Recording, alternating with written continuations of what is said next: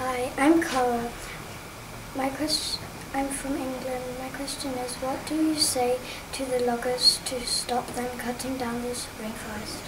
Well, there's not one thing that you can say to people, because people cut down the forest because they need to use the land to make a living, to get food and buy a house and buy their clothes, everything they need to live. They need to do some kind of activity, some job to have money to live. And to do that here, they cut down the rainforest and they raise cows.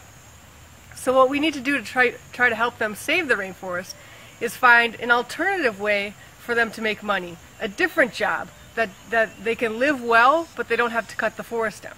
So I work together with the loggers and the ranchers to figure out better practices so they can still have cows, but they don't have to cut down any more forests. They can use the land that they already cleared to have their cows.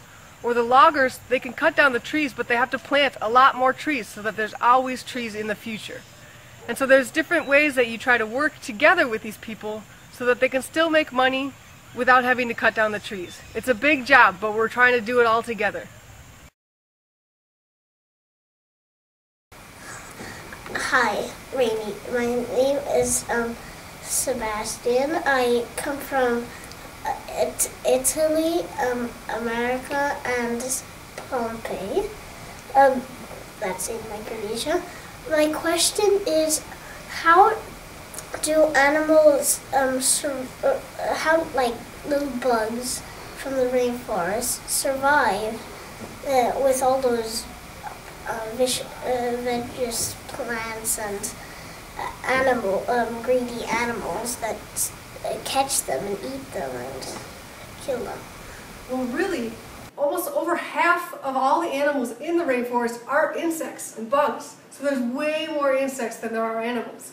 And so the insects have developed ways of defending themselves and of competing for food, and they survive very, very well against all the animals. In fact, the insects are some of the most dangerous animals in the rainforest. You got to be really careful with all the mosquitoes and the different spiders and the different poisonous insects that might exist.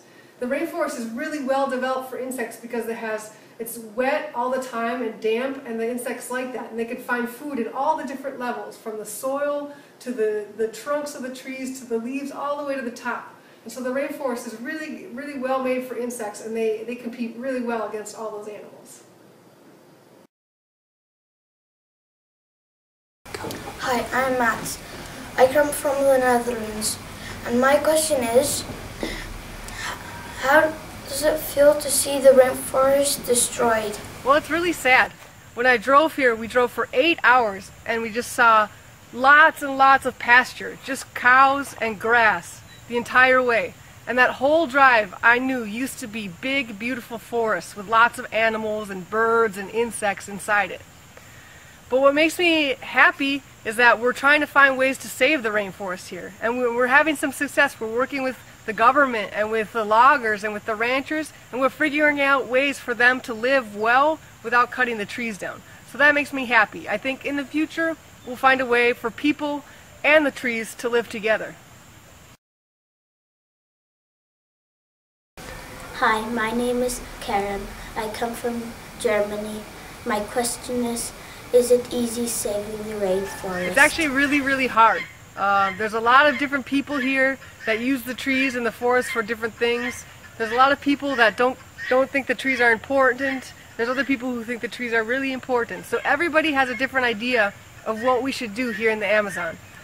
So what we're trying to do is bring all those people together to talk to each other and figure out the best way that we can use the land so that the people can have jobs and work and live, but we can also save the trees and save the forest. So we're trying to do things like plant cacao, which is chocolate. I think you guys learned about chocolate earlier in school. You can plant the chocolate trees, and the farmers can have money from selling the chocolate seeds, and then you can also plant other trees together with the chocolate. So that helps recover the forest to grow back. So the people have money from the chocolate, and they also have trees that the chocolate grows under those trees. So that's one way that we can help people have money while they're also protecting the forest. We're trying to figure out other ways to do that as well. So it's pretty difficult, but it's working here in the Amazon.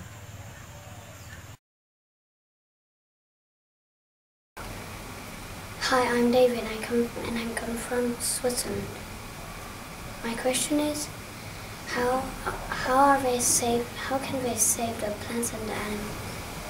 Hello, I'm James and I come from France. And my question is, how can I help to save the rainforest? Well, there's lots of stuff that you guys can do. One thing is you could learn about what kind of products come from the rainforest, and you can buy those products to help support the people that are producing the products sustainably without cutting the trees down.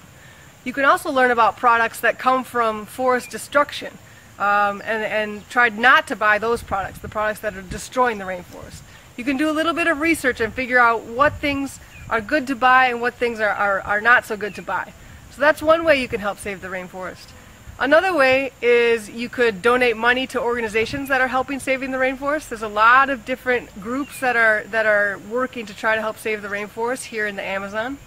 Another thing you could do is if you have an opportunity to go plant trees, even in your neighborhood, not the rainforest, but all forests are important. So if you have an opportunity with your school or with your family to go out and plant trees and learn how to plant trees and take care of them, that's a good step that you can do to help make sure we have more forests all over the world.